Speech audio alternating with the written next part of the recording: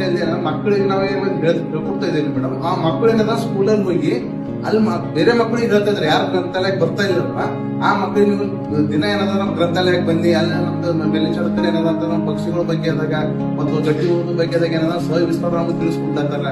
ನಮಗೆ ಗೊತ್ತೇ ಇರುವುದಂತ ಎಷ್ಟೋ ಪಕ್ಷಿಗಳ ಬಗ್ಗೆ ಏನಾದಂತಂದ್ರು ಅಲ್ಲಿ ಮೇಲ್ವಿಚಾರಕರು ಹೇಳ್ಕೊಡ್ತಾರೆ, ವಿಡಿಯೋ ಮುಖಾಂತರ ತೋರಿಸ್ಕೊಡ್ತಾರೆ, ವಿಡಿಯೋ ಮುಖಾಂತರ ಏನಾದ್ರು ತೋರಿಸ್ಕೊಡ್ತಾರೆ. ಮಕ್ಕಳಿಗೆ ಏನಾದ್ರು ಬೇರೆ ಮಕ್ಕಳಿಗೆ ಪ್ರೋತ್ಸಾಹ ಮಾಡಿ ಕರ್ಕೊಂಡು ಒಂದೆರಡು ಮಕ್ಕಳು ಅವ್ರ ಅಮ್ಮಂದಿರಿಗೆ ಹೇಳಿಸಿ ದುಡ್ಡಿ ರಂಗೋಲಿ ಹಾಕ್ಸಿದ್ದಾರೆ ಮನೆ ಬಂದಷ್ಟ ಟೀಚರ್ ನನಗೆ ಫೋಟೋ ಸೆಂಡ್ ಮಾಡಿದ್ರು ನಮ್ಮ ಮಕ್ಕಳು.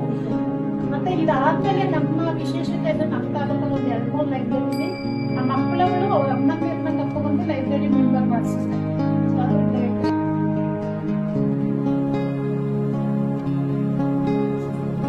ಇವತ್ತು ಆಕ್ಟಿವಿಟೀಸ್ ಪರಿಸರದಲ್ಲಿ ಏನೆಲ್ಲ ಇದೆ, ಮೊಬೈಲ್ ಅಷ್ಟೇ ಅಲ್ಲ, ಈ ಜೊತೆಯಲ್ಲಿ ಪ್ರಾಣಿಗಳು, ಪಕ್ಷಿಗಳು, ಜಲಸಂಪನ್ಮೂಲ, ಇನ್ನು ಇತರೆ ವಿಚಾರಗಳು, ಆ ಕಥೆಗಳು, ಗಮನಗಳು, ನಾವು ಹೇಗೆಲ್ಲ ಇರಬೇಕು, ಹೇಗೆಲ್ಲ ಬೆಳಿಬೇಕು, ಹೇಗೆಲ್ಲ ಬೆಳೆದ್ರೆ ನಾವು ಬದಲಾವಣೆ ಕಾಣಕ್ಕೆ ಸಾಧ್ಯ.